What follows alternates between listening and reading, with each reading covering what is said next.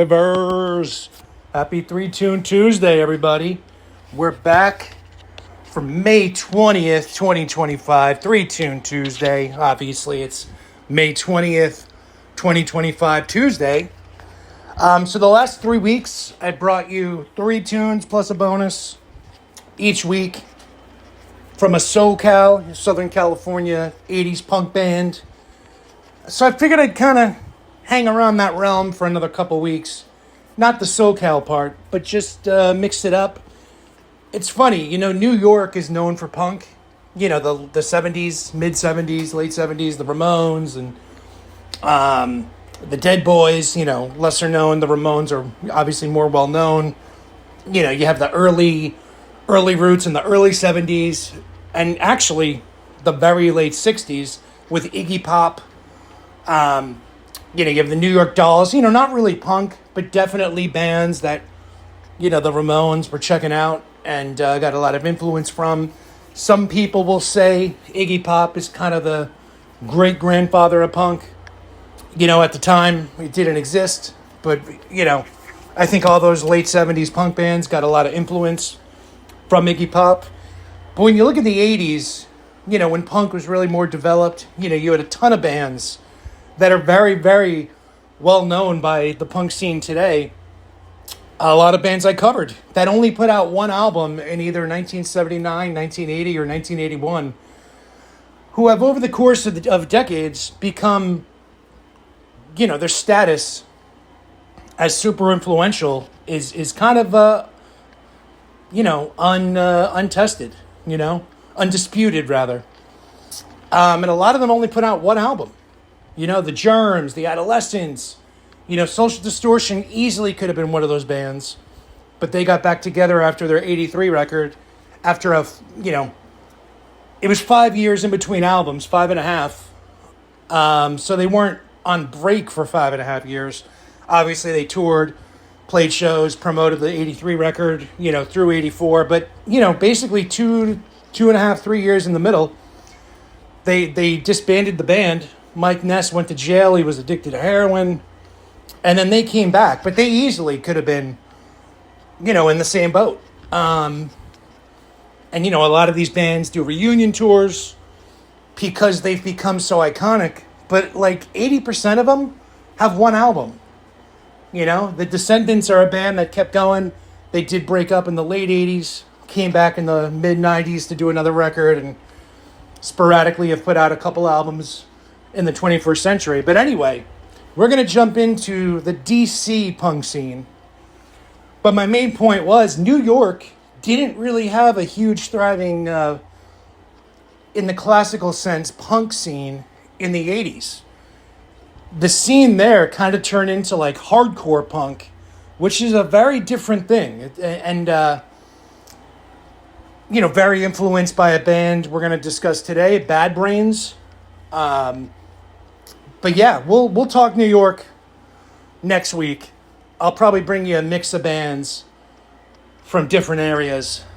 But we're going to do D.C. this week, which had surprisingly, it's probably next to L.A., one of the most influential punk scenes in the country for the 80s. Which, a lot of people probably wouldn't expect. But, Minor Threat, and all the bands that came out of that. But anyway, we're going to go with Fugazi, Bad Brains, and Dag Nasty. 3 bands from D.C. I'm just seeing if I want to change the order here. Hold on one second, everybody. We'll start off with Bad Brains because that record came out first. So if you haven't heard of Bad Brains, super influential band. Again, a very different sound, in my opinion, than the SoCal scene. The SoCal scene, Southern California scene, we've covered the last month, basically. More melodic. It's a little harder, I think, the DC scene. But we're definitely going Bad Brains. I'm just tempted to... I'm having a hard time picking out the songs here. So I'm actually going to give the album another listen. And I'm going to decide which song. I was thinking Leaving Babylon or Don't Need It. But I'm going to go give the album another listen. I'm recording this Monday afternoon, a few hours early. So, yeah, give me a minute. I'll put the information of the song I end up picking below. And yeah. Next up, we'll go Fugazi, which features probably, one of the most important Minor Threat members. Fugazi was formed in the late 80s. Their full-length album, 13 songs, obviously titled because it had 13 songs. I'm picking the song Waiting Room for pick number 2. It's just one of these songs that when you'd go to like 90s skate punk shows, in the 90s, the early 2000s, you'd always hear they put on a playlist, in between bands. And this is one of those songs that was just kind of always very well known in the punk scene. And Fugazi's a band that got major label offers. I love their song Merchandise, which was on a different record. You know what? That's going to be the bonus jam. But anyway, I'm going to go with the song Waiting Room from 13 Songs by Fugazi as pick number 2. And then pick number 3, I'm going with Dag Nasty from Washington, D.C. But frankly, they sound like they came out of California. It's, they're very, excuse me. Next to the Descendants, I would say Dag Nasty is probably one of the biggest influences on like the Blink-182s, like the really, really poppy, pop music produced stuff from the late 90s. I'm sure very influential on The Offspring and Green Day as well. But particularly, like Travis Barker has a tattoo of one of their songs on his chest. And I think Mark and Tom were also heavily influenced by Dag Nasty. Just very catchy, very different from our first pick, Bad Brains. Fugazi is probably somewhere in the middle, but they definitely have a hardcore kind of edge to them. Where Dag Nasty is just they sound like a SoCal punk band. Just very catchy songs. And I'm also struggling which song to showcase from the album. I'm really picking this based on the album, but I'm going to go with the song Circles. I'm going to go with the song Circles.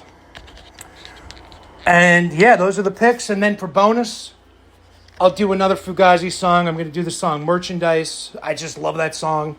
The first time I heard it was actually it being covered by a different band. I believe that came out in 1990. It's from a 3-song EP. And again, Fugazi's a band that got major label offers. They formed in the late 80s. And I say this all the time.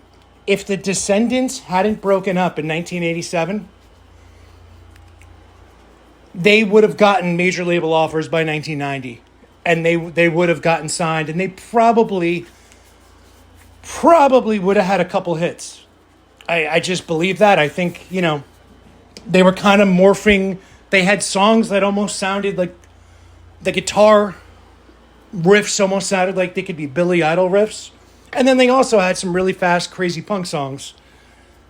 But, the first ones to the party never get the credit. You look at bands like Nirvana, who got super famous. A band like the Pixies, who did get a huge following after breaking up. They're just known as like, all the art school, college kids' favorite band, and all the band's favorite band. And they play huge venues, thousands of people, even today. But they broke up in 1992, and if they hadn't, they probably would have had a huge record in 93. But regardless, Nirvana flat out, sounds just like the Pixies. And, the first one to the party never gets the credit. But yeah, a lot of these bands easily could have gotten major label deals. Fugazi told the labels to fuck off, and they stayed on a small independent label owned by their frontman. And, I get it. It's cool to not want to, take part in the corporate part of the business. But I just feel like now, as an adult, around 40 years old, go ahead and take the deal and just don't change your music. That's just my opinion. I mean, it doesn't always work out. There's obviously pressure from the label. They could obviously, kind of screw you over and, not release a record and tell you to screw off. But overall, I think you're just going to increase your audience. A band like NoFX from the 90s literally had the craziest offers around the same time Green Day and The Offspring, blew up. A band like Rancid had crazy offers before their 95 record, Out Come the Wolves. I always heard that they had all these crazy offers from big labels. I thought it was after that album came out because they were big enough. They played Saturday Night Live. They had songs on alternative rock radio, especially on the West Coast, but in Europe and the East Coast a bit too. Some play on MTV. They actually had an offer before that record, and then they had even more after that record, because like The Offspring, they were on Epitaph Records, probably the biggest independent punk label, and they had huge success. Not as big as The Offspring, but, The Offspring's 94 record was on an independent label, and they still sold like 10 million albums. That's the difference between them and Green Day. They did it on an independent label, and then they moved to a major right after that, which probably did keep them in the spotlight. 98 came along, and they released a pop song, Pretty Fly for a White Guy. The Kids Aren't Alright is a great punk rock tune. And yeah, Rancid kind of went a weird direction, and their 97 album bombed. But anyway, my point is, I bring you these songs, and if the punk scene did not have the, oh my gosh, anybody that signs a big deal is a sellout, if it didn't have that mentality, I think you would have seen like 20 more bands break through when The Offspring and Green Day did. You would have had so many more bands, and it would have been a whole movement. It's just interesting. But anyway, enjoy the tunes. Again, DC, punk rock, some very different bands here. Bad Brains is legendary. Do I listen to them quite frequently? Not really. I'm a little more into the melodic stuff, but just super important band. And I'll mention them again next week. I think I'm going to pick a New York band, a Chicago band, a Minnesota band, and some other region band next week. Mix it up a little bit. The Chicago scene did not have a lot of punk bands that were well known, but there's one, and we'll talk about it next week. It actually featured the great producer Steve Albini on drums of In Utero by Nirvana fame, Razorblade Suitcase by Bush, and a ton of independent stuff. A Pixies record, actually, that was Ashley's picks on Saturday when we did our daily jam post. That's not so daily anymore. And I guess that's about it. I love you guys. Hope everybody's good. Have a rad 3-Tune Tuesday. And I'll be back with more 80s punk, at least related content for the next week or two. And then we'll move on to something else. But I love you guys. Later.